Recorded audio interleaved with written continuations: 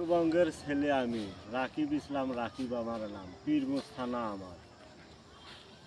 Taslim Akter lima, Pirganj road কলেজের ছাত্রী, অসহায় একটা মেয়ে। তার বাবার অর্থ সম্পদ নাই, তার দুটো চোখ ড্যামেজ হয়ে গেছে। তাই বলতেছি, উত্তরবঙ্গের যতগুলো কন্টেন্ট ক্রিয়েটার আছে ছোট বড় সবাই তাসলিমা আক্তারকে যদি সহযোগিতা করেন, আবার আল্লাহ দিলে হয়তো আবার এই দুনিয়াটা দেখতে পাবে। কেউ যদি কেউ সহযোগিতা না করেন, তাহলে এই যুবক বয়সে তাসলিমা আক্তার চোখের সমস্যার কারণে দুনিয়া হারাই দেবে।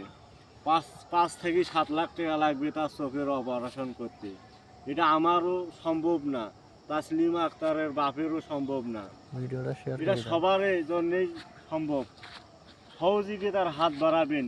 কেউ যদি টাকা দিয়ে উপকার না করতে পারেন, এই ভিডিওটা যারা দেখবেন সবাই একটু শেয়ার করবেন, বেশি করে কমেন্ট করবেন।